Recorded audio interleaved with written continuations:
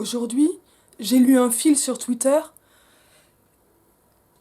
C'était tous les auteurs de l'école qu'on nous a fait étudier à l'école et qui sont racistes. Renan, c'était le deuxième. Alors qu'on l'étudie même pas à l'école.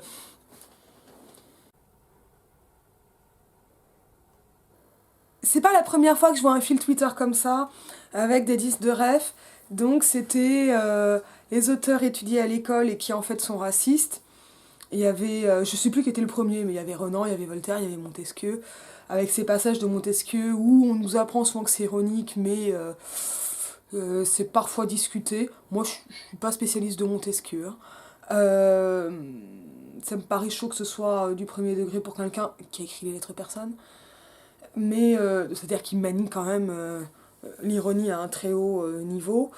Enfin, il y en avait plein. Bon, franchement, alors, qu'est-ce qu'on fait de ça? Qu'est-ce que ça veut dire?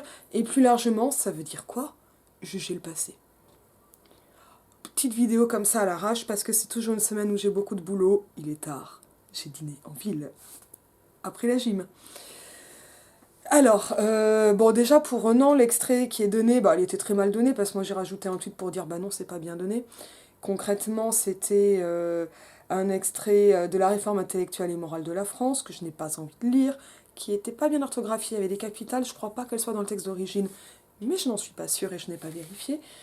Et bah, c'est l'extrait sur les trois races, la blanche, la rouge, la jaune, qui ne sont pas nommées en tant que telles, mais c'est dans ce texte que Renan bah, utilise ce qui ne s'appelait pas le N-word à l'époque, mais qui était utilisé. Euh, je pense que les emplois sont entre le mot N et noir, par exemple, sont différents. Je pense qu'on emploie les mots différemment au 19e siècle et au 18e, mais je n'ai absolument pas fait d'histoire d'emploi de ces termes. À quel moment on dit noir, à quel moment on dit autre chose. C'est intéressant, hein, parce que hein, ça révèle. Hein. Et ben, on peut s'appuyer sur les définitions des dictionnaires, de l'académie et des autres. Mais ce qu'on peut faire aujourd'hui, c'est des n-grammes sur Google pour voir les fréquences de l'occurrence d'un mot et retrouver les contextes d'utilisation. Et ça serait intéressant. Évidemment, je ne l'ai pas fait. Concrètement, moi, je ne sais pas faire un n-gramme. Mais je sais que ça se fait et je me formerai quand j'en aurai vraiment besoin. Ce qui n'a pas encore été le cas. Parce que je travaille ma recherche pour moi. Voilà, sur un corpus qui était délimité. Et que je suis pas linguiste mais littéraire. Voilà, donc ça c'est bon, une première question, et bah, c'est un des textes abominables de Renan, c'est un des textes que j'aime le moins. Et c'est le texte le plus à droite, et il aurait été, et ça par contre je l'ai jamais vérifié, pas mal réédité dans les années 1940, c'est-à-dire sous l'occupation. Un peu dans l'idée de regarder, nous aussi on a un racisme bien de chez nous, et en tout cas André Pichot montre bien dans je ne sais plus lequel de ses volumes qui est quelque part derrière moi, c'est peut-être dans Expliquer la vie, mais je suis même pas sûre. Ah, c'est la race de la Bible à Darwin. Il est violet celui-là. Expliquer la vie, c'est vraiment sur le mécanisme. Il est par là. Que ce qu'explique André Pichot là-dedans. André Pichot est controversé, hein. Il n'est pas apprécié par tous les historiens des sciences du tout. Il faut garder ça en tête. Et c'est quelqu'un qui a un engagement politique assez marqué, en fréquentant en même temps assez peu ses collègues. Ça questionne, moi après je sais pas trop quoi en déduire. Alors, et ce qu'il dit, parce que sinon c'est pas intéressant, c'est que Gobineau, par exemple, le Gobineau de l'inégalité des races humaines, qui est celui qui parle de ces trois races, alors la rouge, la blanche, la jaune, en fait, on l'a pas formellement chez Renan. Par contre, on a bien ce découpage qui lui vient de Gobineau, parce que Gobineau, c'était un ami de sa femme, presque un demi-frère, en général on dit un cousin, un peu compliqué les rapports entre la famille... bah, Renan par alliance, donc entre... ah bah, j'ai oublié son... Bah, Schaeffer, entre Cornelis Schaeffer et Arthur Gobineau. Et Gobineau, bah, globalement, il a pas eu quand même beaucoup de succès au 19e siècle, et il a fallu pour... il a vraiment eu un retour de hype dans les années 40 pour montrer que, bah, en fait, le nazisme allemand, bah non, non, non, on a un vrai nazisme bien de chez nous, hein, bien patriote, hein, et c'est Arthur de Gobineau. Et de l'inégalité des races humaines permet en effet une théorisation ou plutôt une hiérarchisation théorique des inégalités de race, son titre l'indique. Je tiens à signaler, pour ceux et celles qui râlent sur Louis-Ferdinand Céline, sur les pamphlets, la réédition ou non des pamphlets, dans quel type d'édition. Je ne dis pas qu'il ne faut pas râler, hein, mais que de l'inégalité des races humaines est en Pléiade. Hein. Je peux vous le dire, c'est un des Pléiades qui est par là, derrière Faloudi. J'en avais besoin du texte, hein, et j'avais besoin de l'appareil de notes pour la recherche. Je m'amuse pas beaucoup à lire ça pour le plaisir. Ça questionne, hein. Ça fait comme on connaît moins Gobineau, on est moins choqué. Donc ça, c'est quand même toujours intéressant. Bon, qu'est-ce que ça veut dire faire un fil Twitter là-dessus? Moi, je trouve ça intéressant. Honnêtement, j'aime bien ce genre de fil. Parce qu'on se dit, oh là là, j'aurais pas cru. Et on apprend des trucs. Et oui, Voltaire était quelqu'un de raciste. Et oui, Voltaire, on a aussi des lettres où il explique que ça n'avait aucun intérêt que son laboureur sache lire. Parce que l'intérêt du laboureur, c'est qu'il sache labourer. Et que si c'est lire, il ne voudra plus labourer. C'est parfaitement logique, hein. C'est parfaitement dégueulasse aussi. Bon, alors à quoi ça sert? À quoi ça sert ça? Et dans une autre mesure, à quoi ça peut servir de connaître la vie privée des gens? Alors, vie privée, c'est toujours un peu compliqué. On va d'abord parler des textes. Là, ces fils de citation, bon, pour Renan, c'était inexa. Là, je le sais parce que vraiment, Renan, c'est mon truc. Mais à quoi ça va servir? Bon, là, c'est évidemment politique pour dire, regardez, l'école nous a pas vraiment tout appris, voir les dessous de l'histoire, ici, dans une visée antiraciste, avec des petits relents de complotisme. Mais voilà, pourquoi l'école, elle vous apprend pas que Voltaire, il voulait pas une alphabétisation massive? Parce que c'est pas le projet de l'école, quoi. Le projet de l'école, c'est de montrer le Voltaire des Lumières, pas le Voltaire qui se contredit. Est-ce que c'est intéressant de savoir ça? Bah oui, parce que ça montre que le projet des Lumières, s'il est incarné par Voltaire, pour moi, il est beaucoup plus incarné par Kant. Il y aurait des choses à dire aussi, mais je connais pas très bien Kant, ni très bien Voltaire. Je connais pas grand-chose. C'est de voir en fait que moi ce qui m'intéresse là-dedans c'est de montrer en fait comment un système n'est alors c'est pas juste que que ce n'est pas que ce qu'on en dit mais que c'est autre chose, pas ça aussi c'est complotiste et ça pue, mais qu'un système, ce qui est intéressant c'est qu'un système c'est complexe et que ça s'inscrit dans un contexte et que ce contexte il est socio-historique, biographique en gros, et pas seulement, et c'est pas seulement des idées qui planent, et évidemment que, par exemple, pour le laboureur, je crois que c'était extrait d'une lettre. Bon, déjà, on peut se demander sur le statut des différents textes, une lettre qu'on écrit, est-ce que c'est la philosophie qu'on veut transmettre, ou est-ce qu'on fait quelque chose à la Onfray, à dire, regardons vraiment, confrontons la vie et l'œuvre, pour montrer comment, dis donc, c'est des dégueulasses, hein, en fait. Et moi, c'est quand même un truc qui m'intéresse. J'avais fait ça avec Woody Allen, et je pense qu'on peut le faire avec Polanski. Non pas pour dire qu'il faut plus voir les films, puisque justement, ça amène à les voir, mais je trouve qu'il y a un truc qui est très intéressant chez Woody Allen, c'est la façon dont il se met lui-même en scène, et qu'il invente un personnage qu'on peut trouver attachant, que moi maintenant je trouve absolument odieux, mais que j'ai trouvé attachant, qu'on en vient à confondre avec lui-même, et qui en fait lui prépare une voie royale à l'autojustification.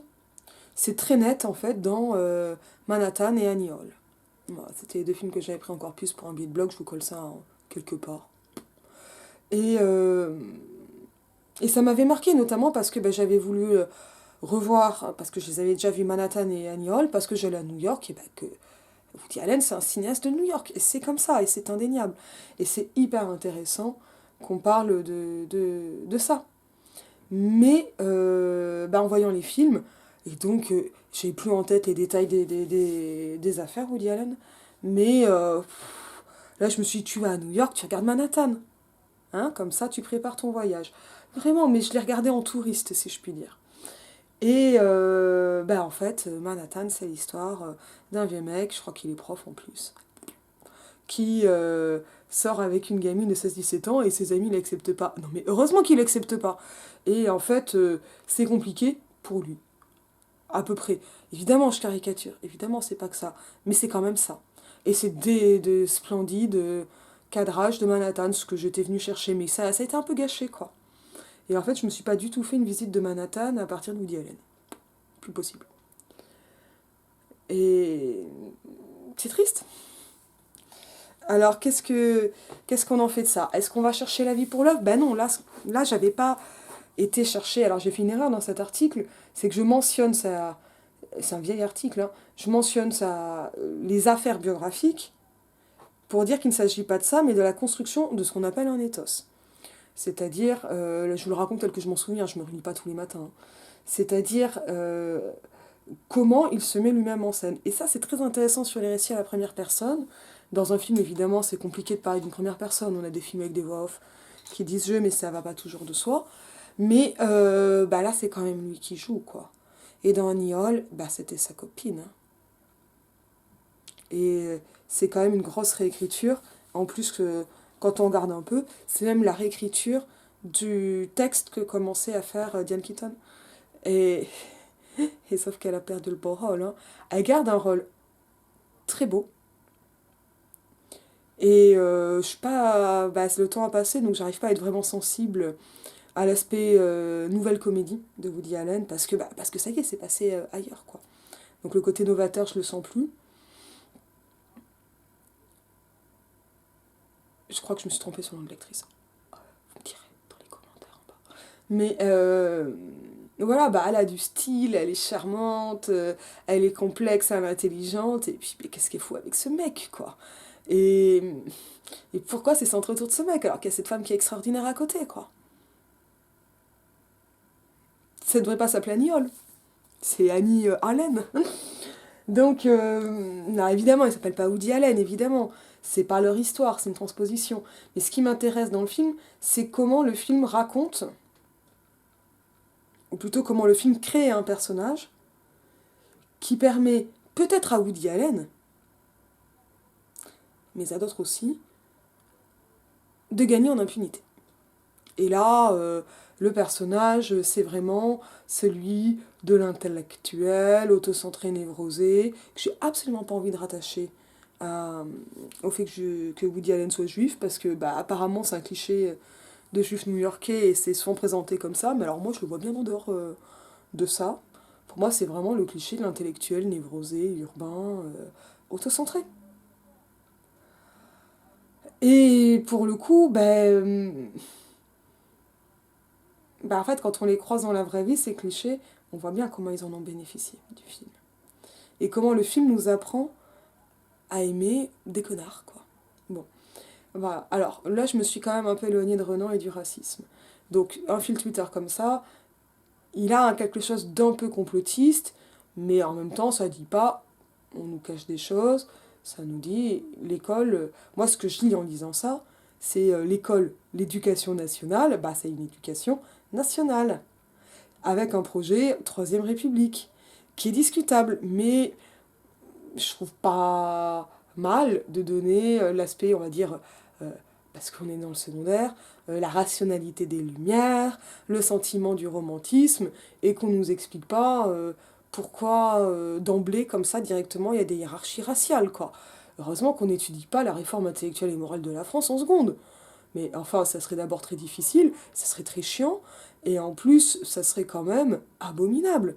Parce que, et là j'ai vu des témoignages sur Twitter plus anciens, sur les passages de Montesquieu que je continue à supposer ironiques, bah visiblement le harcèlement scolaire il n'était pas ironique du tout derrière, quoi. Et à ce niveau-là, il y a quand même un moment où, faut pas croire, étudier un texte explicitement raciste en classe, c'est quand même super compliqué. Et c'est d'autant plus compliqué que les étudiants sont des élèves et sont jeunes. Et comment ils s'emparent du texte? Est-ce qu'ils s'emparent du texte pour embêter leurs camarades? C'est quand même regrettable, au minimum. Donc, voilà, pourquoi on va mettre un texte au programme? Pourquoi on décide de prendre tel ou tel texte cette année? Les critères, ils sont pas cachés en fait. Hein. Bon, un grand classique, c'est quand même pas mal. De la francophonie, ça serait bien, mais ça, visiblement, on sait pas faire. Moi, je suis nulle en francophonie. J'ai honte. J'ai vraiment honte. Hein. C'est honteux d'être aussi nul en francophonie, d'être agrégé de lettres modernes, vous voyez. Et clairement, si je fais pas de la francophonie toute seule, j'ai qu'aimer Césaire en agrég une seule année. Enfin, deux parce que j'ai repiqué. Euh, bah, euh, c'est nul, quoi. Enfin, voilà, Ouais, je suis pas allée le chercher par moi-même, mais bon, bah, ça n'a jamais été dans mes programmes scolaires. Et c'est une honte, en fait, que ce soit pas d'emblée. Que ce soit des spécialités quand elles existent. Et il faut se battre pour la francophonie et les études francophones bien mises en danger en ce moment. Et ça, c'est honteux. Bon, qu'est-ce qui fait qu'on met un bouquin au programme, en tout cas qu'on choisit mon programme à la fac? Bah, je vais prendre. Alors, quand on me demande un grand classique du 19e, bah, c'est un grand classique du 19e, hein, donc c'est Le Rouge et le Noir, ça pourrait être un Balzac, ça peut être du Flaubert. Bon, ben voilà, le problème des classiques, c'est qu'ils sont classiques, hein, ça veut dire qu'ils sont pas nouveaux, hein, et c'est toujours les mêmes dont on parle, et on sait comment l'histoire a effacé les femmes. Mais les contraintes, en fait, elles sont multiples. Il faut que ce soit un bon support pédagogique. Qu'est-ce que je vais enseigner? Donc ça, je vais choisir en fonction. Le Rouge et le Noir, c'est parce que je vais enseigner de la narrato, c'est très clair. Et il faut que ça existe en poche. Ah, quand on le met pour les L1, on peut pas coller un Pléiade, quoi. De temps en temps, ils collent un Pléiade au programme d'Agreg, et c'est aussi scandaleux. Surtout un Pléiade d'Agreg qu'on va massacrer, dans lequel on peut pas écrire. Bon, en général, quand c'est le Pléiade, c'est quand même que c'est difficile à trouver autrement. Mais ça reste honteux. C'est honteux de filer un Pléiade en programme. Et un Pléiade, ça doit se consulter de temps en temps à la bibliothèque. Voilà, on n'est pas censé devoir acheter des Pléiades. Donc c'est... ou toute autre édition chère. Voilà. J'ai eu plusieurs fois des honorés champions, genre l'Antigone de Rotrou, des trucs comme ça. C'était super cher. Alors en plus, je me suis fait avoir parce qu'il y avait des éditions brochées, et puis après, il y a eu des éditions poche que pour le coup, j'avais pas. Bon, pas de bol. Mais c'est. Voilà, faut quand même. Faut tenir compte du tarif. Et là, le problème, c'est que bah, le tarif éditorial, bah, il est lié à l'histoire littéraire, à la notion de canon, à tout ça. Et donc, on passe à côté de plein de trucs. Bon. Pourquoi on n'étudie pas le racisme de Renan à l'école? Pourquoi on étudierait Renan à l'école? Pourquoi? Alors, la question, c'est pas pourquoi on étudierait le racisme à l'école. Ça me paraîtrait hyper important d'étudier vraiment ce qu'est le racisme et l'histoire du racisme à l'école. Et là, sur Arte, ou sur le YouTube d'Arte en ce moment, il y a le docu en 4 épisodes, Les routes de l'esclavage. Il faut le voir. C'est essentiel. Il faut le voir. Ça va pas encore assez loin, mais il faut vraiment, vraiment, vraiment le voir. Et il y a les espions du Missouri. Je dis Mississippi, mais ça, on dirait un film où il y a Marilyn Monroe, mais c'était pas le cas. C'est pareil, il faut le voir, il faut comprendre ce que ça veut dire lutter pour les droits civiques dans le Missouri dans les années 50. Ça veut dire être tué, hein. Donc il faut se rappeler, il faut le savoir. C'est une histoire, là, en plus quand c'est facile comme ça de trouver des trucs, et puis je vais vous mettre les ça en description si j'oublie, vous me le dites, il faut aller chercher ces infos-là. Voilà. Alors, mes problèmes, c'est ça se met où, en fait, dans un programme du secondaire? Parce que moi, je vais avoir du mal à le coller à des cinquièmes. C'est hyper violent d'apprendre ça. Parce qu'en fait, ça veut dire que vous allez l'enseigner à des gamins qui savent déjà qu'ils sont victimes de racisme, mais qui savent pas d'où ça vient et à quel point c'est dur, et à quel point c'est horrible. Alors, est-ce qu'il faut l'étudier en même temps que la Shoah? Je trouve que ça serait pas forcément mal. Voilà. Mais, et je pense qu'il faut vraiment l'étudier. Mais dans ce cas-là, je serais plus pour l'étudier en histoire. C'est pas seulement pour m'en débarrasser, mais pour le prendre, pour le faire entrer dans l'histoire. Alors après, il y a une autre question qui se pose. Qu'est-ce qu'on fait des vieilles citations de Voltaire, de Renan? Qui fait quelque chose de Renan à part venir dire qu'il est raciste et colonisateur? On va revenir là-dessus. Qu'est-ce qu'on en fait de ça aujourd'hui, là, en 2020? Qu'est-ce qu'on fait de ces vieux discours? Aujourd'hui, époque où on déboulonne des statues, on les tag, etc. Enfin, on fait plein de trucs. Ça, c'est quand même aussi une question qui est super importante parce qu'en fait, c'est plein de questions en même temps et c'est super complexe. En gros, déjà, bon, tout le monde est quand même d'accord pour dire qu'il ne s'agit pas de brûler les livres ou d'en interdire la vente. La question se pose quand même de façon complexe quand on parle des pamphlets antisémites de Céline ou de textes analogues. Il faut savoir qu'il y a des textes analogues qui passent complètement sous les radars et que personne ne voit. C'est-à-dire que Céline, il est un peu célèbre. Et Céline, il a été un peu déchu hein, de sa citoyenneté, pour de vrai. Il a subi l'indignité nationale. Et c'est pas juste un mec qui a écrit des trucs. Hein. Donc il s'est passé quand même quelque chose qui est... Enfin, une condamnation qui est extrêmement lourde de Louis-Ferdinand Destouches, et qu'il ne faut pas oublier. Et qui était là. Et donc après, il y a eu une amnistie en biaisant un peu tout ça. Vous connaissez l'histoire, sinon je vous conseille d'aller lire la biographie de Céline, qui est assez cool. Ben, il y en a plein, mais moi j'ai bien aimé une qui était en poche. Ouais, si ça vous intéresse, vous me demandez, je vous dirai, là, elle n'est pas sur la bonne étagère. Elle était chez Folio. Le... Alors, qu'est-ce qui va se passer avec tout ça? Bon, voilà. Alors, pour Céline, ce qui s'est passé, c'est qu'il y a une polémique sur la réédition, donc le retour en vente des pamphlets. Déjà parce que les pamphlets, bah, Céline ne voulait pas les rééditer. Et quand même, quand Gallimard, qui possède les droits, parce que Gallimard possède tous les droits de Céline, veut rééditer les pamphlets, ça fait un peu mal, parce que ça veut dire que Gallimard devrait gagner de l'argent avec des pamphlets antisémites. Parce qu'ils vont se vendre. Ils vont se vendre. Et on sait maintenant que ça faisait partie d'un package de vendre les pamphlets antisémites et les Pléiades en même temps. Bon, ouais, voilà, c'est pas chic. C'est pas chic et c'est très commercial. Faut pas rêver. Et bon, ben, c'est d'autres raisons qui sont aussi commerciales, qui sont la honte et l'appel au boycott qui ont fait reculer Gallimard. Ça, c'est de l'opinion publique, c'est pas de la censure. Ça peut avoir les effets de la censure, mais ça me paraît quand même une autre chose que l'État qui décide de ne pas faire. Concrètement, si vous voulez lire les pamphlets, vous les trouvez en 3 secondes sur Internet. Pour les acheter, c'est plus compliqué, si vous voulez lire des PDF. Alors, qu'est-ce qui va se passer encore avec tout ça? Vous allez aussi avoir donc voilà, le racisme, par exemple dans Voltaire. Bon, voilà, quand on va lire Candide, on se dit pas, dis donc qu'il est raciste. Encore que je pense que si je relisais Candide, il y aurait des trucs qui ne me plairaient pas. Mais quand on fait lire Candide, on fait lire un conte philosophique avec il faut cultiver son jardin, et on voyage, etc. Puis c'est un peu chiant à expliquer parce qu'en fait, Candide, c'est vraiment une parodie complexe. Et ça, c'est quand même à travailler, quoi. Bon, en tant que texte littéraire. Mais ce faisant, Candide, c'est quand même... voilà, c'est pas le texte dans lequel Voltaire va avoir me semble-t-il, hein, parce que là je parle de mémoire, va avoir les saillies les plus racistes qui soient. Et on va nous parler du Voltaire de l'affaire Calas, c'est pas du Voltaire raciste. Bon, mais là, c'est l'école républicaine, avec ce qu'elle a de discutable, mais il me paraît quand même euh, justifié que l'école de l'éducation nationale, et après c'est l'éducation nationale elle-même que je préfère questionner, mais il est en tout cas logique que cette école à programme et de plus en plus corsetée préfère présenter le Voltaire de la raison, il faut cultiver son jardin, au Voltaire raciste. C'est-à-dire quel modèle on donne. Il faut quand même mieux donner le modèle de l'affaire Calas que le modèle de la sortie négrophobe, non? Enfin, évidemment, quoi. Évidemment que c'est mieux. Parce que, l'idée, c'est de transmettre des modèles aux mômes, en fait, en faisant ça. Bon, donc ça, c'est une des raisons pour lesquelles on va pas parler de racisme. En gros, on sait pas faire, on sait pas trop où le mettre, c'est pas dans les programmes. Ça, je pense que ça doit être dans les programmes vraiment d'histoire, voilà, pour le faire au collège.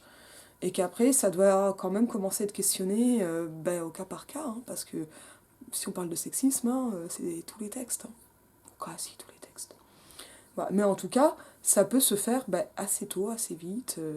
J'ai eu André Chédid en 6e. Comme quoi, prof de français, hein. Elle avait l'air un peu conservatrice et réac, mais finalement... Et donc, le 6e et à Greg. Voilà. Alors après, il y a d'autres trucs voilà, qui vont se passer. Bon, est-ce que Renan est raciste quand il explique qu'il y a une partie de l'humanité qui est faite pour être ouvrière et l'autre pour être réduite en esclavage? Bah oui, c'est une division raciale. Oui. Est-ce que ce texte-là est évidemment raciste? Est-ce qu'on peut parler de racisme dans un sens moderne, actuel? Ben non, parce que c'est un texte de 1871 et ça se passe différemment. Parce que race, c'est un peu biologique. Mais Renan, il fait tout ce qu'il peut pour que ce soit pas biologique. Mais est-ce que parler de race culturelle, c'est mieux? Ben non. Mais quand même, c'est quelqu'un qui a aussi essayé d'éviter ce qu'il a déjà lui-même appelé les guerres d'extermination. Parce qu'il le pressentait. Et il pressentait que la Prusse allait être dangereuse. Alors c'est quand même intéressant, parce qu'il a le cul entre deux chaises. Et ça, c'est chouette. Enfin, c'est chouette. Non, ça aurait été mieux que ce soit plus antiraciste, comme l'a été Octave Mirbeau. Ça aurait été beaucoup plus parlant. Mais ça permet de complexifier un peu la chose. Parce que non, le racisme de Renan, aujourd'hui, il est illisible. Parce que les mots ont vieilli. Et là, je vous dis, il faudrait quand même voir de près quel est l'usage de tel et tel mot. Les mots ont vieilli, les mots ont plus le même sens, et notre sensibilité n'est clairement plus la même. J'ai peur parfois que notre sensibilité elle soit essentiellement linguistique, plus que réellement matérielle, ou matérialiste. Ça, c'est encore une autre question. Alors après, c'est un vieux racisme. Bon, voilà. Renan colonisateur, c'est une connerie. Renan, il a défendu la colonisation qu'une seule fois, dans tous ses textes. Évidemment, il est parfaitement d'accord, comme tout le monde, comme Jules Ferry, comme les autres. Évidemment. Voilà. Il y a des gens qui se sont levés contre la colonisation. C'est pas le cas de Renan, du tout. Absolument pas. Islamophobe, évidemment. Si on lit l'islamisme et la science, ou l'islam et la science, l'islamisme, je crois. Mais de toute façon, à l'époque, il n'y a pas trop de différence entre islam et islamisme, comme aujourd'hui. Oui, c'est un texte qui est profondément islamophobe. Pourquoi Parce que il a une vision très réduite de l'islam, qu'il assimile essentiellement au wahhabisme, parce qu'il y a le contexte du massacre des maronites, et puis en plus, Renan lui-même a été engueulé, notamment par Abdelkader et pas seulement, et a répondu à ce texte en disant oui, j'ai été un peu sévère, en disant que l'islam n'avait rien apporté, si ce n'est de la désolation. Je vous résume du Renan à grands traits, quoi. Voilà. Donc, voilà, est-ce que le texte... voilà. Alors, on peut dire que... on peut dire que le texte est racialiste, par exemple, parce qu'il va notamment reposer sur une hiérarchie scientifique ou qui se veut scientifique des sciences. Ça, c'est des questions qui sont un peu intéressantes. À quel moment on va diviser l'humanité? Pourquoi? Comment? Dans quel sens? Et quels sont les arguments pour justifier ça? Les raisons, en fait, c'est toujours les mêmes. Ce sont des raisons économiques. Et je vous renvoie au docu d'Arte, Les routes de l'esclavage. La thune, hein, ça rapporte de la thune, il n'y a pas d'autre raison. Il faut justifier le fait que ça rapporte de la thune d'asservir une grosse partie de l'humanité. Il n'y en a pas d'autre. Est-ce que Renan s'en rendait compte? Je pense un peu. Est-ce qu'il le dit? Jamais. Voilà. Qu'est-ce qu'on en fait? Voilà. Et qu'est-ce que ça veut dire? Alors, évidemment, ça veut dire qu'on ne colle pas la réforme intellectuelle et morale de la France comme ça en L1 ou en seconde. De toute façon, ça n'aurait aucun intérêt pédagogique.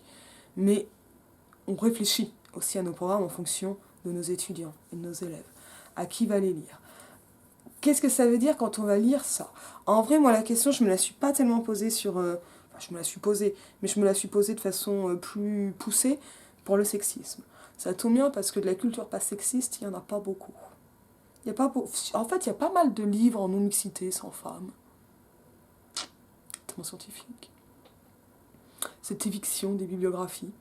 Bon, qu'est-ce que ça veut dire, par exemple, parler de sexisme? Ça, c'est vraiment un passage de ma thèse. Au 19e siècle, je pense que j'en ai pas déjà parlé. Le sexisme, c'est compliqué parce que le mot, il n'existe pas. C'est plus ou moins Beauvoir qui l'a forgé, mais c'est pas la première, sur le modèle de racisme. Donc en plus, on voit à quel point c'est intriqué, l'un est modèle de l'autre, etc. Ok.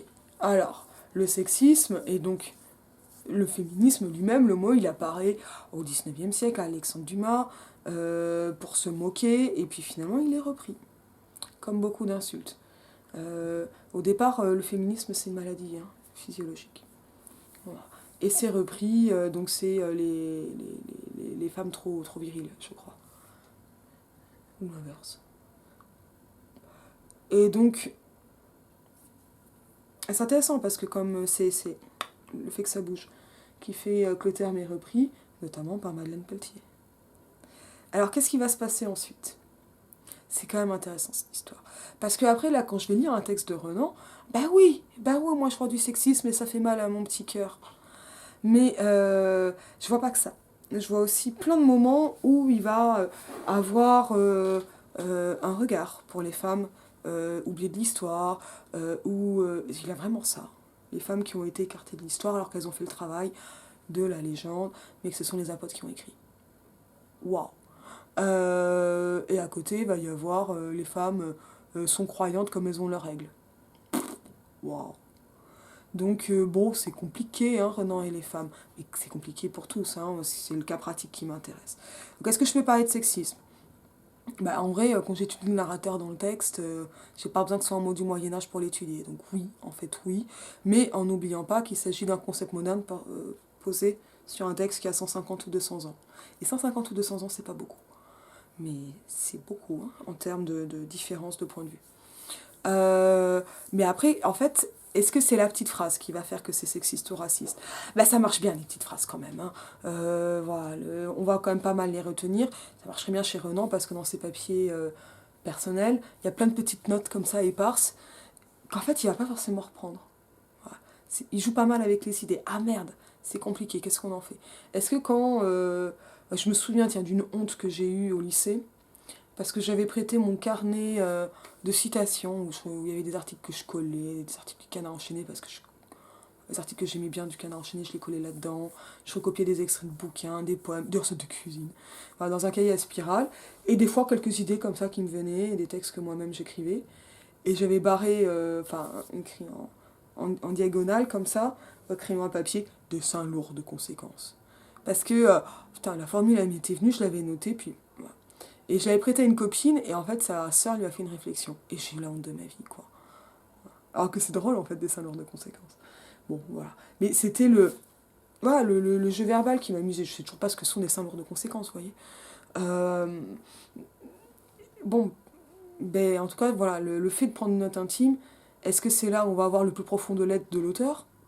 Ou ce qui passe simplement par la tête et une note et puis c'est fini, quoi. Et c'est compliqué, hein. Voilà, ça n'a pas marché. Et est-ce que pour le coup, on peut vraiment dire bah, que Renan est complètement sexiste? Ben, en fait, c'est pas intéressant comme question. C'est pas l'idée de c'est un homme de son temps. Non, moi ce que j'ai montré notamment dans ma thèse, c'est que Renan, il avait une grande sœur qui elle-même avait une meilleure amie qui s'appelle Sophie Uliac-Trémader. Ça tombe bien, Sophie Uliac-Trémader, c'est une féministe. Elle a participé notamment au Conseiller des femmes, qui est un des journaux de Génie Boyer en 1836. Ça fait longtemps hein, quand ils se rencontrent avec la famille Renan. Et c'est un texte, par exemple, celui qu'elle avait pour le Conseil des femmes, qui est ultra virulent. Ça m'a surpris, hein, ça. Moi, Sophie Uliac, je la connaissais pas comme ça. Voilà. Mais donc, voilà. Il a eu, dans les années 48, 47, 48, encore un peu en 49, une très grande admiration pour les Saint-Simoniens, au point d'écrire à Prosper Enfantin. Donc, le disciple de Saint-Simon, socialisme utopique, de gauche, on invente l'amour libre. Et Prosper Enfantin s'est fait doubler sur sa gauche par les femmes. Parce que c'était les premiers à dire la femme est l'avenir de l'homme. Hein. Voilà, donc qui se démerde. C'est les premiers. Et sauf que bah, elles l'ont cru. Hein, enfin, c'était un truc un peu de com, un peu plus que ça, mais elles l'ont cru. Et donc elles ont commencé à faire des trucs féministes avant que ça s'appelle féministe. Dont Génie Boyer et d'autres. Et Renan, bah, il kiffait Prosper Enfantin. Par contre, les femmes autour, non. Et elles étaient connues, ces femmes. Leurs journaux n'étaient pas forcément très lus, mais elles ont eu des destins tellement tragiques. Elles ont tellement fait scandale avec bah, l'amour libre, la communauté, etc. C'est là que ça s'invente. En partie, aussi ailleurs. Lui, il n'en parle pas, ça ne l'intéresse pas. Mais on voit comment ce modèle-là, il est derrière quand il regarde les chrétiens. Et au niveau de ses relations, ben, en fait, il savait bien que ça existait, c'est juste qu'il n'en parle pas. Ronan, il est comme ça, quand il n'aime pas, il n'en parle pas. Ou très peu. C'est pour ça que le fait qu'il parle qu'une seule fois de la colonisation, c'est pas probant. Sur tout un corpus. C'est pas probant. C'est pas le chantre de la colonisation. C'est pas vrai.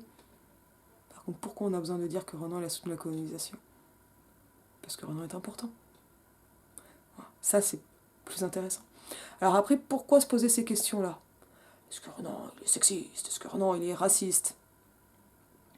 Franchement, moi, je connais pas beaucoup de gens qui sont pas racistes ou sexistes. C'est tellement intériorisé. Mais à quoi ça va servir? Ce qui me paraît très regrettable, c'est quand ça sert à disqualifier, à discréditer l'ensemble de l'école, mais ça c'est encore une autre question de l'école en soi, mais j'en ai déjà parlé, quand ça va servir à disqualifier ou à discréditer l'auteur. Voilà. Ronan il a écrit ça dans la forme intellectuelle et morale de la France, ne lisons surtout pas au vie de Jésus ou les souvenirs d'enfance et de jeunesse. Bon, ça c'est un raisonnement débile.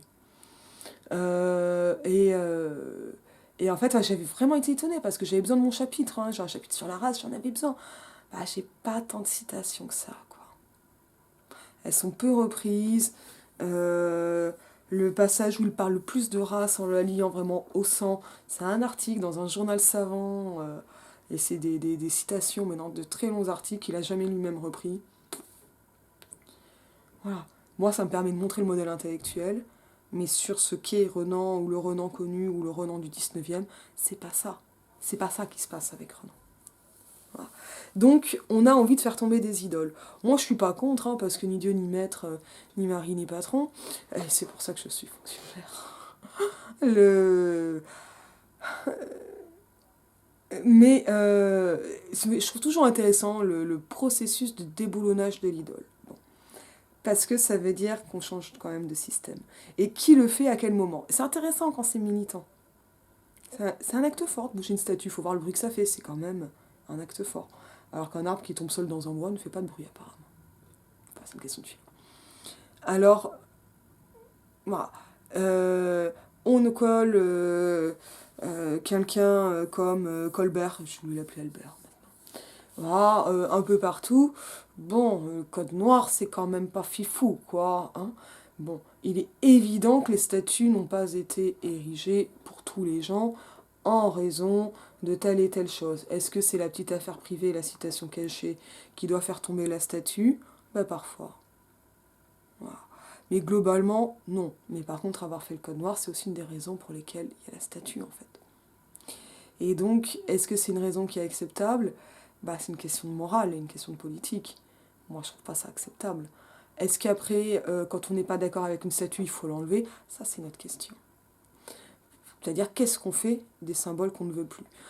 En n'oubliant pas qu'une statue, ça a été quand même pas mal rappelé ces derniers temps, c'est pas juste de l'histoire, parce que concrètement, les statues, elles sont rarement contemporaines des gens. Une statue, c'est déjà une commémoration. Donc c'est pas un livre d'histoire, c'est pas faire d'histoire, c'est faire de la mémoire. Et ça, c'est quand même super différent. Et faire de la mémoire, mais qu'est-ce qu'on veut garder en mémoire et qu'est-ce qu'on veut honorer? Et c'est là où, ça c'est un truc que Rokhaya Diallo a dit à plusieurs reprises, pourquoi appeler encore, je crois que c'était un établissement scolaire, Rosa Parks? C'est pas qu'elle est pas bien, Rosa Parks, mais des figures équivalentes en France, on en a, sauf qu'on les connaît pas. Et c'est ça le problème. Et que si on ne donne pas ces noms-là à des établissements, c'est marrant, hein, Rokhaya Diallo, elle n'est pas aussi américanisante finalement. Donc, je fais vraiment le troll. Qu'est-ce qui va se passer encore avec ça? Ah, la statue, on peut la détourner, on peut en faire autre chose. La statue, on peut la déplacer, on peut la couler dans un musée. Oh, je trouve que les pilonner, c'est un peu dommage, quoi. Hein, il y a quand même des gens qui ont bossé, ça n'appartient pas qu'à une histoire politique, ça appartient aussi à une histoire artistique, et c'est important de souligner que, bah, je sais pas, une place avec une statue au centre, c'est une place qui est pensée pour avoir une statue au centre. Donc ça, voilà, là il y a des choses où les cris d'épouvante sur on assassine l'histoire, on va gommer l'histoire, non, non, non. Euh, Même si on déboulonne complètement une statue, on n'est pas en train de brûler des livres d'histoire. C'est quand même super différent, on peut garder de la mesure. Mettre à mal l'architecture d'une place, ça me questionne aussi. On peut... parce que... voilà, après, est-ce qu'on doit vivre dans un musée? Je ne suis pas tout à fait parisienne, mais presque. C'est fatigant aussi, le musée. Hein. Voilà. Une ville, c'est fait pour vivre. Hein. Voilà. Bon, après, les grandes places à statues, c'est pas très vivant en général. Est-ce qu'on peut détourner la statue? Ben ouais, ça marche pas trop mal et je trouve que c'est intéressant quand on ne le supporte plus. Alors on peut penser aux cas de statues qui ont été refaites. Alors souvent c'était parce que c'était pas prévu mais ça a dû se faire. Je pense à la statue de Claude Bernard devant le Collège de France. Bah avant c'était une statue en bronze je crois qui a été fondue. Et donc maintenant c'est une statue en pierre. Ce qui est intéressant c'est que c'est pas la même statue qui a été faite. Bah oui c'est pas le même artiste. Et on a peu de cartes postales qui représentent la statue en bronze. On en a. J'en ai vu passer, je dois voir ça dans le disque quelque part. Mais la statue de Claude Bernard dans le Collège de France, initiale, bah, il y avait une table de vivisection et un chien. Bah oui, c'était son boulot à Claude Bernard de découper des chiens pour apprendre des trucs. Des chiens vivants. Hein. Comme ça, on peut mieux suivre le trajet de la douleur. Ça, j'en ai parlé dans une vidéo. Et bah, cette statue, elle a été remplacée par une statue donc, en pierre parce que ça se fond moins, et surtout sans table de vivisection. Moi, je trouve que ça aurait été intéressant de mettre des petits chiens en bas avec un message pour se souvenir des chiens. sais plus, 5 ou 6 000 chiens en moins, quoi. Donc c'est... voilà, ça aurait pu. Donc en fait, l'occasion due à la fonte de la statue a amené un changement de la statue, un changement quand même majeur. Hein, là. Parce que là, on a Claude Bernard, alors qu'on avait Claude Bernard au travail. Avec la table de dissection, dont justement il était particulièrement fier. On a aussi ce cas à New York devant la bourse. Il y avait le taureau hein, là, qui fulmine devant la bourse. Et depuis a été placé devant une petite fille qui arrête le taureau. Et ça, c'est un cas vraiment d'un truc qui a été raté et qui est quand même intéressant. C'est que le taureau, au départ, par l'artiste initial, dont j'ai oublié le nom parce que je suis inculte, c'est un taureau qui est censé menacer la finance. Mais est-ce mauvaise compréhension de l'œuvre, volonté d'un grain de sel, ou changement des codes, tout simplement. La petite fille, en fait, le taureau en est venu à incarner l'esprit de la finance, et non plus son contre-pouvoir, et la petite fille est devenue à son tour le contre-pouvoir. Ce qui, en fait, est horrible pour le premier artiste, parce que le sens de sa statue, il est complètement perdu. Ça inverse totalement ce qui avait été fait. Et ça, c'est intéressant. Alors là, c'est triste parce que, et ça me questionne beaucoup sur l'intégrité d'une œuvre d'art, notamment dans l'espace urbain. Parce que en plus, l'artiste, il est vivant, donc il n'est pas content. Et en vrai, il y a un droit d'auteur sur ça. Et donc, normalement, on ne devrait pas.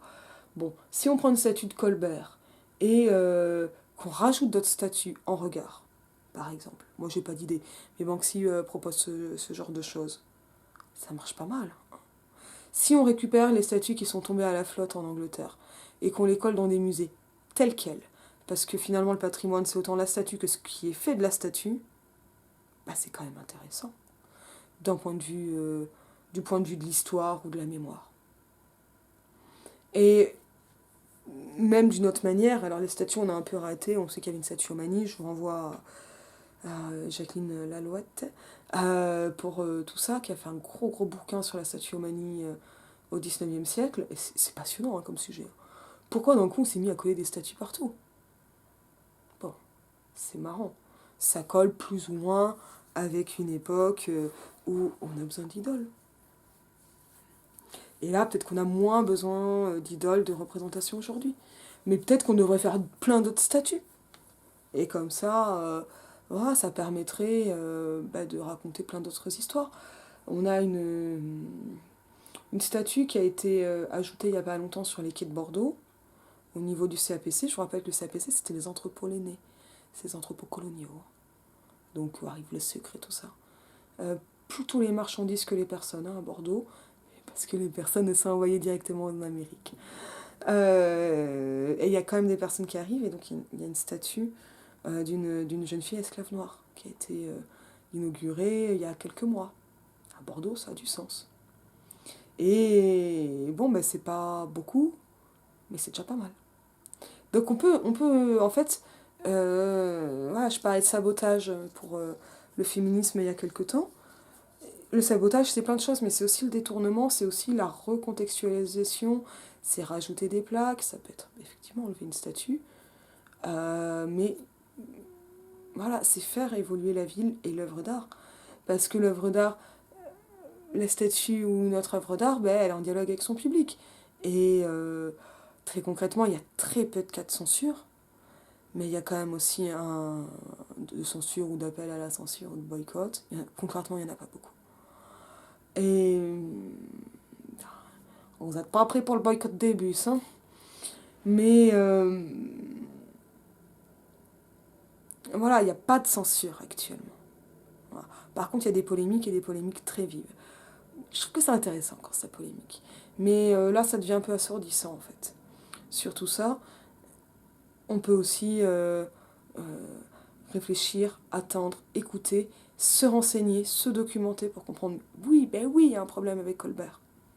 Oui, c'est insultant de voir Colbert comme ça. Parce que dès qu'on va faire un peu d'histoire de l'esclavage, oui, Colbert, il est archi dégueulasse et il a un rôle historique quand même assez important pour ça. Bon, est-ce qu'il faut déboulonner toutes les statues de Louis XIV ? c'est compliqué. Voilà. Alors je pense que rajouter des panneaux explicatifs qui ne sont pas lus par tout le monde, etc. Il y a quand même aussi un truc que je veux quand même rappeler, c'est que franchement, moi je vois plein de statues, il faut que je m'approche pour voir qui c'est. Hein. Donc ça ne suffit pas non plus d'avoir une statue pour avoir quelque chose d'honorant. Mais en tout cas, moi ce qui me questionne peut-être le plus, c'est de continuer à vivre dans cette permanence des idoles du passé. Et qu'on soit si peu capable de les questionner. Et à ce niveau-là, dire qu'un texte est raciste, ça ne veut pas dire ne pas le lire. Et moi, je trouve très intéressant de comprendre comment le racisme se met en place. Le racisme intellectuel, celui qui justifie le racisme qu'on appelle systémique. Et il faut quand même être capable aussi de le croiser, comme ça, avec cette histoire. Parce que voilà. Là, en fait, les enjeux, ils sont multiples. Ils sont urbains, ils sont esthétiques, ils sont mémoriels. Et de quelle mémoire on parle? De la mémoire de qui, si je puis dire. Et ils sont vraiment, vraiment complexes. Alors, qu'est-ce que ça veut dire juger en littérature? Waouh, c'est complexe. En fait, on le fait instinctivement parce que ça nous est sympa, ça nous est pas sympa. Rejet, adhésion. Ce qu'il va y avoir aussi dans ces questions-là, c'est encore une autre chose. C'est est-ce qu'on est capable de voir à quel point ça a été sexiste et raciste et à quel point c'était normal. Et ça, moi, c'est vraiment le truc que je trouve intéressant, parce que en voyant cet écart qui ne choquait absolument pas, je vois qu'on vit dans une société vraiment super. Et j'attends le monde de demain avec impatience. Ou en tout cas beaucoup d'intérêt. J'espère que ça vous a plu. Là, c'est vraiment de l'impro. Je vous dis à bientôt.